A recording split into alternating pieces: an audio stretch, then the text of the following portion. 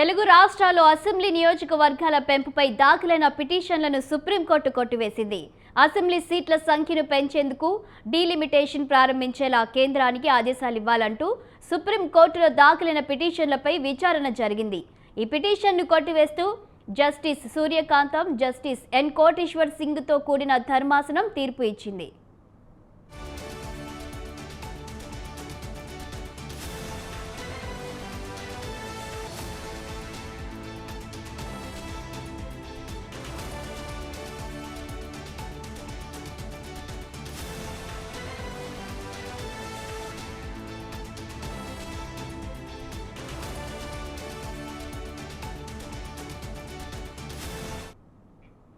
రెండు 2022లో ప్రొఫెసర్ పురుషోత్తం రెడ్డి దాఖలు చేసిన పిటిషన్పై ఇవాళ తుది ఉత్తర్వులు వెలువరించింది సుప్రీంకోర్టు. ఏపీ విభజన చట్టం సెక్షన్ 26 ప్రకారం నియోజకవర్గాల పునర్విభజన చేయాలని పిటిషనర్ కోరారు. జమ్మూ కాశ్మీర్ పునర్విభజన సమయంలో ఏపీ విభజన చట్టాలన్నీ పక్కన పెట్టారని పిటిషనర్ పేర్కొన్నారు. దీనిపై విచారించిన న్యాయస్థానం పిటిషన్ను కొట్టివేసింది.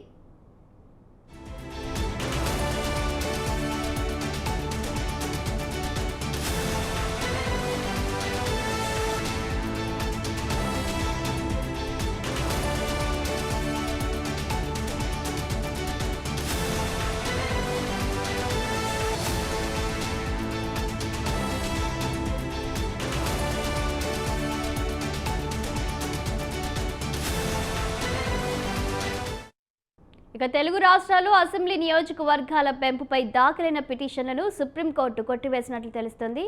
దీనిపై మరింత సమాచారం మా కరెస్పాండెంట్ సవిన్ లైవ్లో అందిస్తారు. సవిన్, తెలుగు రాష్ట్రాల్లో అసెంబ్లీ సీట్ల పెంపుకు సంబంధించి సుప్రీంకోర్టులో దాఖలైన పిటిషన్పై ఈరోజు సుప్రీంకోర్టు ధర్మాసనం తీర్పు ఇచ్చింది. ముఖ్యంగా ఈ పిటిషన్ను డిస్మిస్ చేస్తున్నట్లు ప్రకటించింది.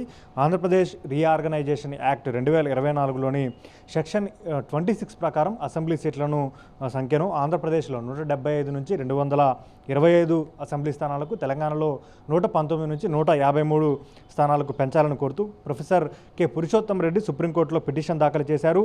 జస్టిస్ సూర్యకాంత్తో పాటు జస్టిస్ ఎన్ కోటేశ్వర్ సింగ్లతో కూడినటువంటి ధర్మాసనం విచారణ చేసి ఈరోజు తీర్పు వెలువరించింది. ముఖ్యంగా ఆంధ్రప్రదేశ్ మరియు తెలంగాణలో కొత్త అసెంబ్లీ నియోజకవర్గాల పునర్విభజన డీలిమిటేషన్ కోసం దాఖలైన ఈ పిటిషన్ను తిరస్కరించినట్లుగా ప్రకటించింది. ముఖ్యంగా రాజ్యాంగ నిబంధనల ప్రకారం 2026 తర్వాత మొదటి జనాభా లెక్కలు పూర్తయిన తర్వాత మాత్రమే ఇట్లాంటి చర్యలు చేపట్టాలి, పునర్విభజన చేపట్టాలంటూ సుప్రీంకోర్టు తీర్పు వెలువరించింది. అయితే జమ్మూ కాశ్మీర్లో జరిగిన ప్రత్యేక డీలిమిటేషన్ను మాత్రం సుప్రీంకోర్టు సమర్థించింది.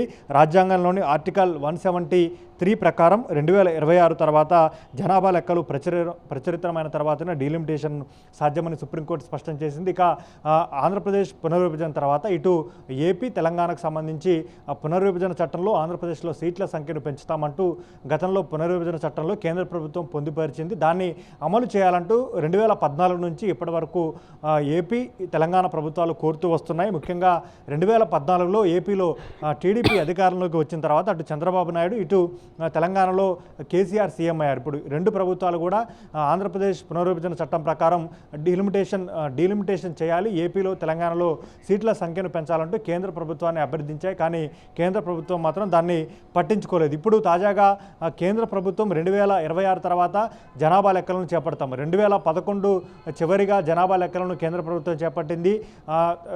నిబంధనల ప్రకారం ప్రతి 10 సంవత్సరాలకు ఒకసారి జనాభా లెక్కల సేకరణ చేయాలి. 2021లో జనాభా లెక్కల సేకరణ చేయాల్సి ఉన్నప్పటికీ కరోనా కారణంగా జనాభా లెక్కలను కేంద్ర ప్రభుత్వం వాయిదా వేస్తూ వస్తుంది. ఈ నేపథ్యంలోనే 2026 తర్వాత జనాభా లెక్కల సేకరణ చేపడతాము, 2027 నాటికి జనాభా లెక్కలతో పాటు కులగణన కూడా చేస్తామంటూ ఇప్పటికే కేంద్ర ప్రభుత్వం స్పష్టం చేసింది. అందులో భాగంగానే దేశవ్యాప్తంగా వివిధ రాష్ట్రాల్లో అసెంబ్లీ సీట్ల సంఖ్యతో పాటు పార్లమెంటు స్థానాల సీట్ల సంఖ్యను కూడా పెంచుతామంటూ కేంద్ర ప్రభుత్వం చెప్తూ వస్తోంది. అందులో భాగంగానే జనాభా లెక్కల సేకరణ తర్వాతనే తెలంగాణ ఏపీ రెండు రాష్ట్రాల్లో అసెంబ్లీ సీట్ల సంఖ్యను పెంచుకోవాలంటూ సుప్రీంకోర్టు తీర్పు వెలువరిస్తూ కె పురుషోత్తం రెడ్డి దాఖలు చేసినటువంటి పిటిషన్ను మాత్రం కొట్టేసింది. అయితే జమ్మూ కాశ్మీర్లో మాత్రం సీట్ల సంఖ్యను అందుకు విరుద్ధంగా కేంద్ర ప్రభుత్వం తాజాగా పెంచింది. ఆ తర్వాతనే అసెంబ్లీ ఎన్నికలు జరిగాయి. అయితే దీన్ని ఉదాహరిస్తూ కె పురుషోత్తం రెడ్డి ఆంధ్రప్రదేశ్ పునర్విభజన చట్టంలో ఉన్న ప్రకారం ఆంధ్రప్రదేశ్ తెలంగాణ రెండు రాష్ట్రాలకు అసెంబ్లీ స్థానాల సంఖ్యను పెంచాలి, డీలిమిటేషన్ చేయాలని కేంద్ర ప్రభుత్వాన్ని ఆదేశించాలంటూ సుప్రీంకోర్టులో పిటిషన్ దాఖలు చేశారు. ఈ పిటిషన్ను విచారించినటువంటి ధర్మాసనం ఈ పిటిషన్ను డిస్మిస్ చేస్తూ నిర్ణయం తీసుకుంది. అయితే జనాభా లెక్కల సేకరణ జరిగిన తర్వాతనే ఆంధ్రప్రదేశ్లో అటు తెలంగాణలో సీట్ల సంఖ్య పెరిగే అవకాశం మాత్రం మనకు కనపడుతుంది. గత 11 ఏళ్లుగా ఆంధ్రప్రదేశ్ తెలంగాణ రెండు రాష్ట్రాలుగా విడిపోయిన తర్వాత సీట్ల సంఖ్యను పెంచడం వలన రాజకీయంగా తమకు ప్రయోజనం జరుగుతుందంటూ ఇటు ఏపీలో అధికారంలో ఉన్నటువంటి పార్టీలు అటు తెలంగాణలో అధికారంలో ఉన్నటువంటి పార్టీలు భావిస్తున్నాయి. కేంద్ర ప్రభుత్వానికి అభ్యర్థించినప్పటికీ ఇప్పటివరకు అసెంబ్లీ సీట్ల సంఖ్యను పెంచడానికి మాత్రం కేంద్ర ప్రభుత్వం ముందుకు రాలేదు. దీంతో సుప్రీంకోర్టులో కె పురుషోత్తం రెడ్డి పిటిషన్ దాఖలు చేసినప్పటికీ పిటిషన్ సుప్రీంకోర్టు మాత్రం 2026లో కేంద్ర ప్రభుత్వం జనాభా లెక్కలు చేసిన తర్వాతనే అటు ఏపీ ఇటు తెలంగాణ రెండు తెలుగు రాష్ట్రాల్లో డీలిమిటేషన్ ప్రక్రియ చేపట్టాలంటూ ఆదేశాలు జారీ చేసింది. కాబట్టి ఇప్పట్లో అసెంబ్లీ సీట్ల సంఖ్య పెంపు లేనట్లుగానే మనం చెప్పుకోవాలి. అయితే సవిన్ ఇక్కడ చూస్తే ఇప్పుడైతే సుప్రీంకోర్టు ఈ అసెంబ్లీ నియోజకవర్గాల పెంపుకు సంబంధించి పిటిషన్ను కొట్టివేసినా మరి బీజేపీ వైఖరి ఎలా ఉంది? ఫ్యూచర్లో జనగణన తర్వాత మళ్ళీ అసెంబ్లీ సీట్లు పెంచే అవకాశం ఉందా తెలుగు రాష్ట్రాల్లో?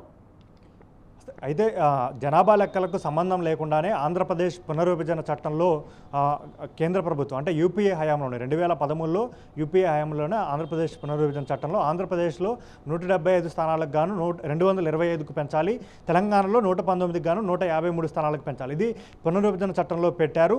2014లో కేంద్రంలో బీజేపీ అధికారంలోకి వచ్చినప్పటి నుంచి దీన్ని అమలు చేయాలని అంటూ అటు ఏపీ ప్రభుత్వం ఇటు తెలంగాణలో ఏ పార్టీ అధికారంలో తెలంగాణ ప్రభుత్వం డిమాండ్ చేస్తూ వస్తున్నాయి. అటు ఏపీలో ఉన్నటువంటి రాజకీయ పార్టీలు తెలంగాణలో ఉన్నటువంటి రాజకీయ పార్టీలు అన్నీ డిమాండ్ చేస్తూ వస్తున్నాయి. కానీ అప్పటి నుంచి ఇప్పటి వరకు కేంద్రంలో అధికారంలో ఉన్నటువంటి బీజేపీ దీన్ని పెడచెవిన పెడుతూ వస్తోంది. ఏపీలో 2014లో టీడీపీ అధికారంలోకి వచ్చింది. అప్పుడు బీజేపీతో కలిసి కూటమిని ఏర్పాటు చేసింది. ఆ తర్వాత 3 సంవత్సరాల తర్వాత కూటమి నుంచి బీజేపీ నుంచి టీడీపీ వైదొలిగింది. దాంతో అప్పుడు వైరుధ్యాల కారణంగా బీజేపీ ఏపీ తెలంగాణలో సీట్ల పెంపును పెంచడానికి ఇష్టపడలేదు. ఇప్పుడు ఏపీలో మరోసారి కూటమి అధికారంలోకి వచ్చింది. అక్కడ చంద్రబాబు నాయుడు కేంద్ర ప్రభుత్వంలో కీలకంగా ఉన్నారు. కాబట్టి మరోసారి ఏపీ తెలంగాణలో సీట్ల పెంపుదల చేస్తే బాగుంటుందనే అభిప్రాయాన్ని ఇటు రెండు రాష్ట్రాలు వ్యక్తం చేస్తున్న నేపథ్యంలో కేంద్ర ప్రభుత్వం దృష్టికి తీసుకెళ్తున్నప్పుడు కేంద్ర ప్రభుత్వం ఇప్పటివరకు సానుకూలంగా స్పందించడం లేదు. ఎందుకంటే ఏపీలో సీట్లు పెరిగిన 225 స్థానాలకు ఏపీలో అసెంబ్లీ స్థానాల సంఖ్య పెరిగినా ఇటు తెలంగాణలో 119 నుంచి 153 స్థానాలకు సీట్ల సంఖ్య పెరిగినా అది బీజేపీకి మేలు చేకూరే విధంగా ఉండాలి, బీజేపీ మిత్రపక్షాలకు లాభం చేకూర్చే విధంగా ఉండాలి. కాబట్టి దీన్ని బేరీజు వేసుకున్న తర్వాతనే బీజేపీ ఆచితూచి వ్యవహరిస్తూ సీట్ల సంఖ్యను పెంచడానికి అంగీకరించడం లేదు. అందులో భాగంగానే ఇటు జనాభా లెక్కల సేకరణ కూడా 2011 తర్వాత చేయలేదు. కాబట్టి జనాభా లెక్కలకు అనుగుణంగానే సీట్ల సంఖ్యను నియోజకవర్గాల పునర్విభజన లేకపోతే ఓటర్ల జాబితాను ఏర్పాటు చేయాల్సి ఉంటుంది. కాబట్టి జనాభా లెక్కలను 2026లో చేస్తాము. కాబట్టి 2026 జనాభా లెక్కల తర్వాత ఏపీ తెలంగాణలోనూ సీట్లు పెంచుతాము. ఏపీ తెలంగాణలో మాత్రమే కాదు అటు దేశంలో వివిధ రాష్ట్రాల్లో అసెంబ్లీ సీట్ల సంఖ్యను పెంచాలి. పార్లమెంట్లో ప్రస్తుతం ఉన్నటువంటి 543 స్థానాలకు గాను దాదాపు 800 వరకు పార్లమెంటు స్థానాల సంఖ్య పెరుగుతుందంటూ కేంద్ర ప్రభుత్వం చెప్తూ వస్తోంది. జనాభా లెక్కల తర్వాతనే పెంచుతామంటూ కేంద్ర ప్రభుత్వం చెప్తున్న అంశంలో భాగంగానే ఏపీ తెలంగాణలో సీట్ల సంఖ్యను పెంచడం లేదని మనం అర్థం చేసుకోవచ్చు.